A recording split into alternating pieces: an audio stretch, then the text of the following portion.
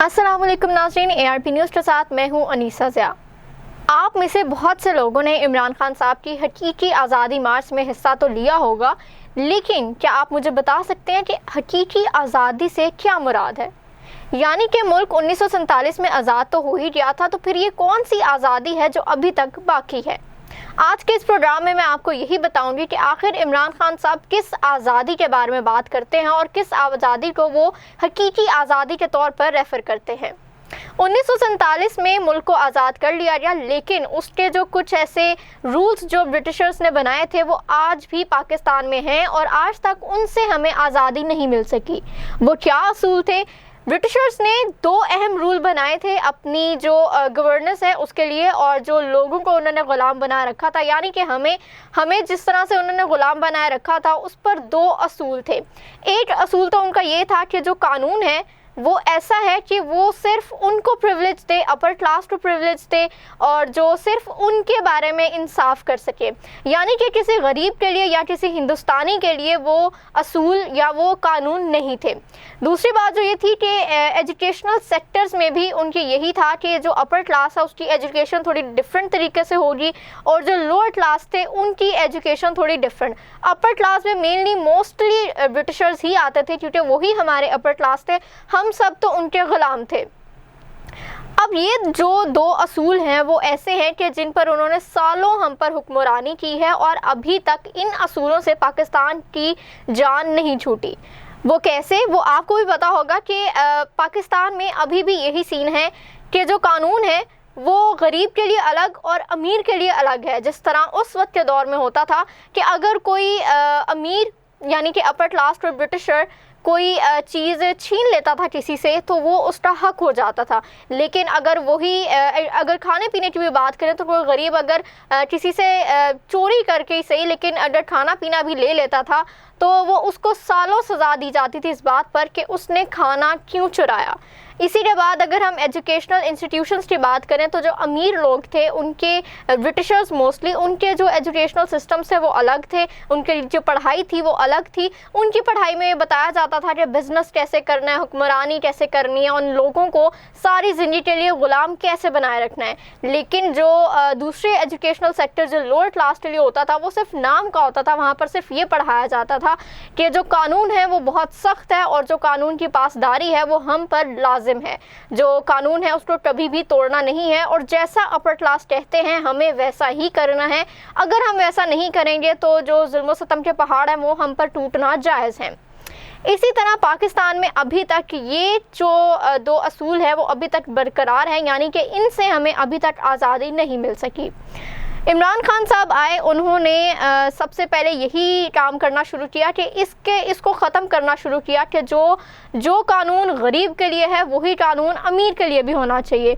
यहाँ पर जो गरीब इंसान है वो बेगुनाह भी सारी ज़िंदगी अपनी जेल में सड़ता रहता है, लेकिन अगर कोई अमीर इंसान है और उसने जुर्म किया है तो वो सारी ज़िंदगी ज़मानतों पर गुजार देता है, लेकिन कैद नहीं होता और ना ही उसको उसकी सज़ा मिलती है। अब बहुत कम हैं जो सालों केस लड़ने के बाद अपनी सज़ा तक पहुँचते हैं, लेकिन वो भी बहुत मुश्किल तक ऐसा अमूमन नज़र नहीं आता क्योंकि हमारा जो अदालती निज़ाम है वो थोड़ा सा स्लो ज़रूर है। और इसी के साथ अगर हम बात करें हमारे जो अपर क्लास हैं, अपर क्लास में हमारे आते हैं मोस्टली पॉलिटिशियंस, और ये जो पॉलिटिशियंस जो हम पे सालों हुक्मरानी करते हैं, जैसे कि ब्रिटिशर्स हम पे हुक्मरानी करते थे उसी तरह ये जो PDM की जमातें हैं इन्होंने भी हम पर सालों हुक्मरानी की है। अगर हम पाकिस्तान मुस्लिम लीग नून की बात करें तो उन्होंने भी हम पर सालों हुक्मरानी की है और उनका भी यही एजेंडा था कि जो गरीब है उसके लिए चीज़ें डिफरेंट है और जो अमीर तबका है उसके लिए चीज़ें बहुत डिफरेंट है। इमरान खान साहब ने सबसे पहले ये अपना जो एजेंडा है वो कायम रखा कि उन्हें किसी की भी ग़ुलामी नहीं करनी और ना वो अपनी कौम को किसी का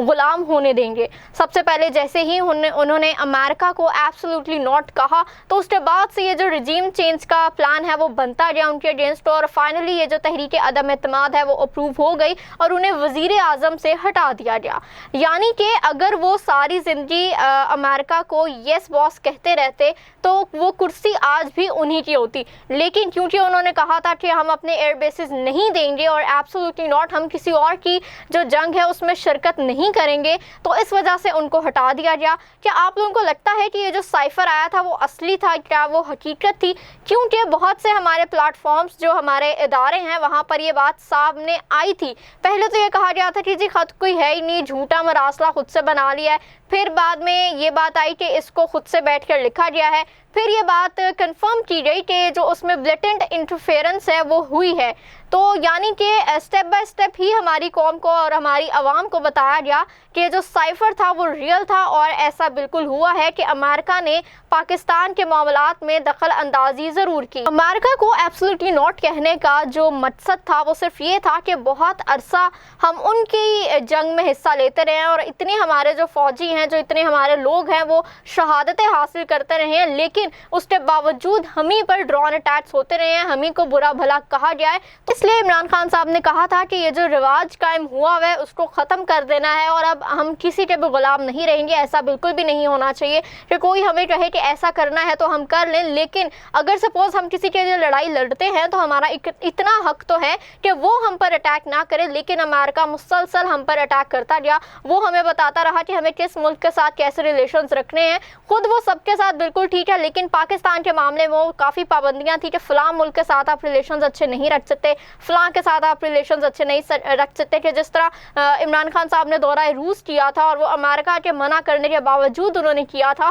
کیونکہ وہ رشیا کے ساتھ ایک سٹیبل ریلیشن شپ رکھنا چاہتے تھے، کیونکہ ہمیں اس سے بہت زیادہ فائدہ بھی تھا کہ رشیا کے ساتھ ہمارے جو ریلیشنز جب اچھے ہو گئے تھے تو پاکستان میں جو پیٹرول کی پرائس ہے وہ بھی کم ہو رہی تھی، کیونکہ وہاں سے ہمیں سستا تیل مل رہا تھا، لیکن امریکہ کو یہ بھی منظور نہیں تھا، اور انہوں نے اسی طرح کیا کہ پاکستان میں ہی کچھ ایسے لوگ ان کو ساتھ میں ملا کر انہوں نے رجیم چینج کا پلان بنایا اور اس کو اختتام تک بھی پہنچا دیا۔ آج جو گورنمنٹ ہے اس کے جو سب سے بڑا نقصان ہے وہ یہ ہوا ہے کہ ایک تو انہوں نے بروقت فیصلے نہیں کیے، دوسرا انہوں نے رشیا کے ساتھ جو ہمارے اچھے تعلقات تھے ان کو کنٹینیو نہیں کیا، کیونکہ اگر وہ کرتے تو امریکہ ناراض ہو جاتا اور پھر سے مسئلے مسائل پاکستان میں شروع ہو جاتے، تو اس وجہ سے انہوں نے یہ سب نہیں کیا، اور اس کا خمیازہ کس کو بھگتنا پڑا ہے؟ وہ پاکستانی عوام کو۔ آج پیٹرول کی پرائس جو ہے وہ 30 روپے پر لیٹر کا اضافہ ہوا ہے اور عوام پہ 880 روپے فی لیٹر کا جو بم ہے وہ گرا ہے۔ اسی کے ساتھ ساتھ جو ہماری لوکل ٹرانسپورٹس ہیں انہوں نے بھی اپنے کرایوں میں اضافہ کر دیا ہے اور جو کرائے ہیں وہ کافی زیادہ ہو چکے ہیں۔ اسی کے ساتھ ساتھ اگر ہم آٹے کی ہی بات کریں تو ہمارے جو وزیر اعظم شہباز شریف صاحب ہیں انہوں نے پچھلے دنوں ایک جلسے میں ایک خطاب میں کہا تھا کہ اگر میں عوام کو سستا آٹا نہ دے سکوں تو میں اپنے کپڑے بھی بیچ دوں گا اور میں سستا آٹا ضرور مہیا کروں گا، لیکن ایسا کچھ بھی ہوتا نظر نہیں آیا، بلکہ آج ہی کی ڈیٹ میں جو آٹا ہے اس کی بھی پرائس کو ہائی کر دیا گیا ہے، یعنی کہ یہ جو پیٹرول کی پرائس ہائی ہوئی ہے، جو ڈالر کی قیمتوں میں اضافہ ہوا ہے، اور آئی ایم ایف کی طرف سے ابھی جلد ہی یہ بھی پیغام آنے والا ہے کہ جو بجلی ہے اس کی قیمت میں بھی اضافہ کریں، تو یہ جو حکومت ہے یہ نااہل تو ہو چکی ہے، ابھی سے ہی ہو چکی ہے، لیکن اگر ہم ان کے پچھلے بیانات دیکھیں تو جب ہمارا جو عمران خان صاحب نے پیٹرول 150 تک کیا تھا تو تب یہی میاں شہباز شریف، یہی مریم نواز صاحبہ کہتی تھی کہ اگر پیٹرول کی پرائس ہائی ہو تو اس کا مطلب ہے کہ آپ کا جو وزیر اعظم ہے وہ کسی نہ کسی قسم کا گھپلا کر رہا ہے، عوام کو دھوکہ دے رہا ہے اور پیسے لوٹ رہا ہے۔ تو اب جو پیٹرول پرائس اتنی ہائی ہوئی ہے تو یہ باتیں کہا گئی۔ سیکنڈلی یہ میاں شہباز شریف نے کہا تھا کہ جو پیٹرول ہے وہ 80 روپے فی لیٹر تک ہی ہونا چاہیے، اس سے زیادہ نہیں جانا چاہیے، تو اب یہ جو 880 روپے پہ چلا گیا ہے اس کے بارے میں میاں شہباز شریف کیا کہیں گے؟ اسی کے ساتھ ساتھ انہوں نے ایک بہت بڑا بیان یہ بھی دیا تھا کہ جو پیٹرول کی پرائسز ہیں وہ پاکستان میں سب سے زیادہ ہیں، جبکہ عمران خان صاحب کہہ رہے تھے کہ جو انٹرنیشنلی پیٹرول پرائسز ہیں وہ کافی زیادہ ہیں، لیکن میں عوام کو سبسڈی کے ساتھ پیٹرول مہیا کر رہا ہوں اور میں انہیں ریلیف دے رہا ہوں، لیکن اس بات پر جو پی ڈی ایم ہے اس کا ایک ہی جواز تھا کہ نہیں، ایسا تو بالکل نہیں ہے، عوام کے ساتھ جھوٹ بولا جا رہا ہے، انٹرنیشنلی پیٹرول کی پرائسز اتنی ہائی نہیں ہیں، پاکستان میں سب سے زیادہ ہیں۔ لیکن جیسے ہی وہ اپنی حکومت میں آئے تو انہوں نے سب سے پہلی بات ہی یہ کہی کہ جو عوام ہے اس کو سبسڈی ریلیف پر دیا جا رہا تھا پیٹرول، اور اب ہمیں پیٹرول کی پرائسز ہائی کرنی پڑیں گی، اور کیونکہ اگر ہم نہیں کریں گے تو 100 ارب سبسڈی ہمیں دینی پڑے گی، اور اس کے ہم سچویشن میں نہیں ہے کہ ہم عوام کو سبسڈی دے سکیں۔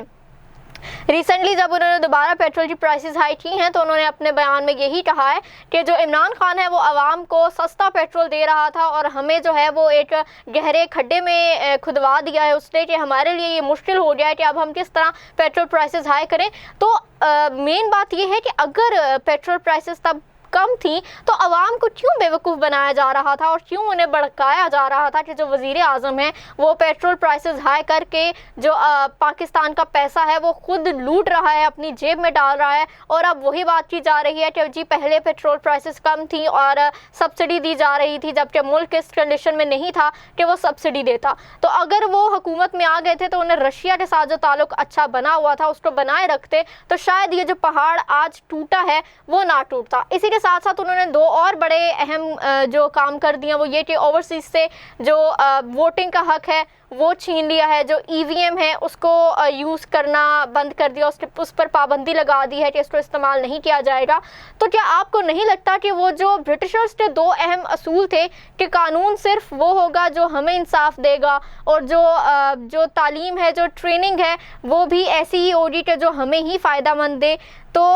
ہمارے لیے ہی فائدہ مند ہو, تو کیا ابھی بھی یہی دو اصول پاکستان میں نہیں چل رہے کہ جو پولیٹیشنز ہیں جو سالوں سے ہم پر حکمرانی کر رہے ہیں وہی ہم پہ حکمران رہنا چاہتے ہیں اور وہ یہی چاہتے ہیں کہ ہم غلام بن کر رہیں, ہم آزادانہ پالیسی کا استعمال نہ کریں, ہم آزاد خیال نہ ہوں. کیونکہ ریسنٹلی اگر عوام سڑکوں پر نکلی ہے تو عمران خان صاحب کے ساتھ نکلی ہے اور ان پر کس طرح سے تشدد کیا گیا ہے وہ بھی سب کے سامنے ہے. تو ایسا تو ممکن ہی نہیں ہے کہ اگر یہ عوام کے محافظ ہوتے, عوام کے رکھوالے ہوتے تو عوام پر تشدد نہ کرتے, انہیں جانے دیتے. اگر انہوں نے ڈی چٹ پہنچنا تھا تو انہیں پہنچنے دیتے, لیکن یہ مذاکرات تو بعد میں ہونے ہی تھے, لیکن